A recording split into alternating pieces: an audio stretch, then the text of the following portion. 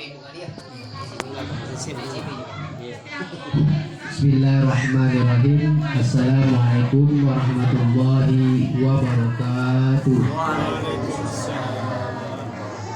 Syukur alhamdulillah marilah kita panjatkan kehadirat Allah Subhanahu wa taala yang mana pada sore hari ini kita dapat melaksanakan yaitu bacaan Yasin setiap minggunya.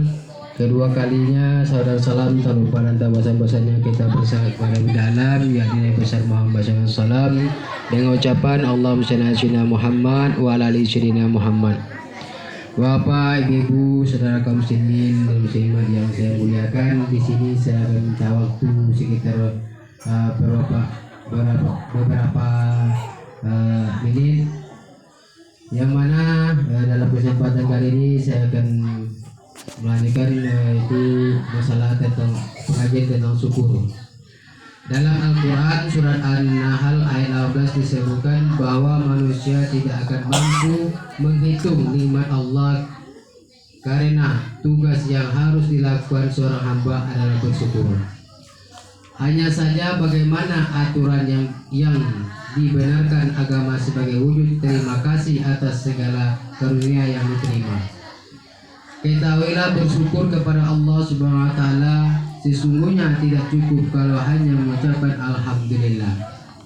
Dari sejumlah keterangan yang didapat dari berbagai literatur, setidaknya ada 3 cara mengungkapkan syukur kepada Allah Subhanahu wa taala. Yang pertama yaitu melalui lisan. Mengekspresi syukur lewat lisan yakni dengan ucapan alhamdulillah adalah hal minimal yang harus dilakukan. Aktivitas lain adalah berkata yang baik-baik. Orang yang bersyukur kepada Allah akan selalu menjaga lisannya dari ucapan-ucapan yang tidak baik. Mereka akan selalu berhati-hati dan berusaha untuk tidak mengatakan sesuatu yang membuat orang lain tersakiti hatinya. Orang yang bersyukur tidak berkeberatan untuk meminta maaf atas kesalahannya sendiri kepada orang lain, sebagaimana mereka juga tidak berkeberatan memaafkan kesalahan orang lain. Kepada Allah Subhanahu wa taala mereka senantiasa bersegera memohon ampun kepadanya, dan hal ini sesuai dengan perintah Allah Subhanahu wa taala dalam surat Ali Imran ayat 103 yang berbunyi Bismillahirrahmanirrahim wasari'u ila maghfiratan mir rabbikum, yang artinya dan bersegeralah kamu kepada ampunan dari Tuhanmu. Memohon ampun baik kepada Allah Subhanahu wa taala maupun kepada sesama manusia memang tidak perlu ditunda-tunda, lebih cepat tentu lebih baik.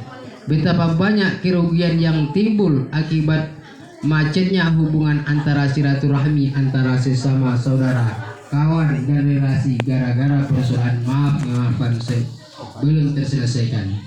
Yang kedua yaitu melalui hati. Dalam aktivitas hati ini, bagaimana mengelola hati menjadi hal yang sangat penting. Aktivitas hati terkait dengan syukur bisa diwujudkan dalam bentuk perasaan senang, ikhlas dan rela dengan apa sudah yang ada. Orang-orang bersyukur tentu lebih mudah mencapai bahagia dan hidupnya terlepas apakah mereka termasuk orang sukses atau belum sukses. Syukur tidak mengisyaratkan sukses dalam hidup ini, sebab kenikmatan yang diberikan oleh Allah Subhanahu wa taala kepada manusia tak akan pernah bisa dihitung. Manusia tak akan pernah mampu menghitung seluruh kenikmatan yang telah diberikan Allah kepada setiap hambanya. Allah dalam surah Ar-Rahman ayat 13 bertanya kepada manusia yang berbunyi Bismillahirrahmanirrahim. Babi ayyi ala'i rabbaku Babi ayyi ala'i rabbikuma tukazziban, yang artinya nikmat Tuhanmu yang manakah yang kamu dustakan. Ayat tersebut diulang beberapa kali dalam ayat-ayat berikutnya dalam surat yang sama, yaitu Ar-Rahman, dan pengulangan ini tentu bukan tanpa maksud. Allah menantang kepada manusia untuk jujur dalam membaca dengan menghitung kenikmatan yang telah Dia berikan. Bagaimana bisa bernapas, melihat dan mendengar, serta bagaimana bisa merasakan dengan panca indera kita.